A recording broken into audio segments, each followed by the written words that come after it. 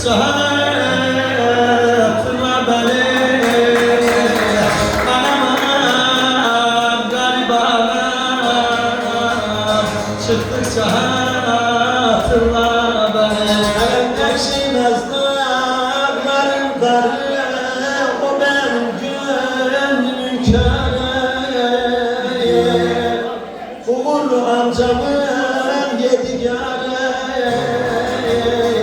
eller arası kanan bacı.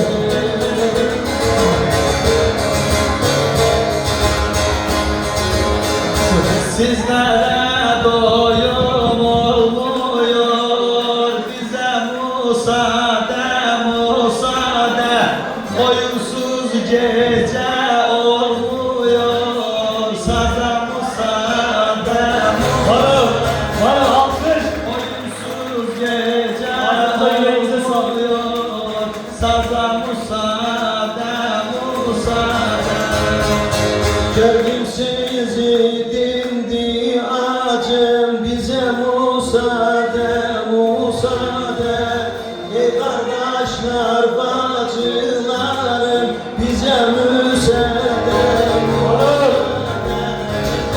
musade, musade.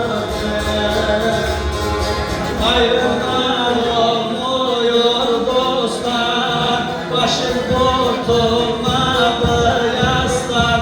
Yenice gelmişiz Kars'tan, bana müsaade müsaade.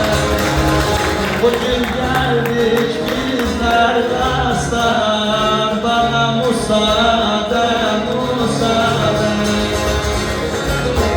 Uykusuz gözümü kırpam, arayan dostları tapam.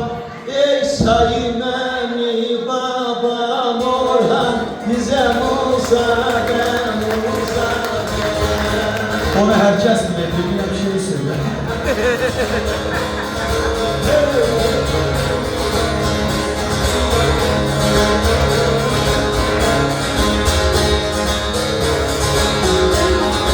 Elcan bozuk sazın çalmaz, gül biterse çabuk solmaz.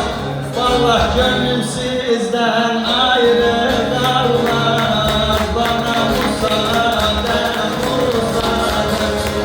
Gönlüm sizden ayrı kalmaz, bana müsaade müsaade. Yelken açmış yine gemim, bozulmaz devranım demim.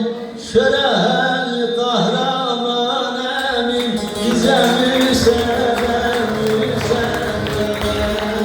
Evet, hepinizi en kalbi duygularımızla selamlıyorum, iyi akşamlar diliyorum. En küçük çalayım, ne çalayım? Salak yasalarında çalalım da arkadan değiller. Halay. Tamam, ona. Yok, Evet,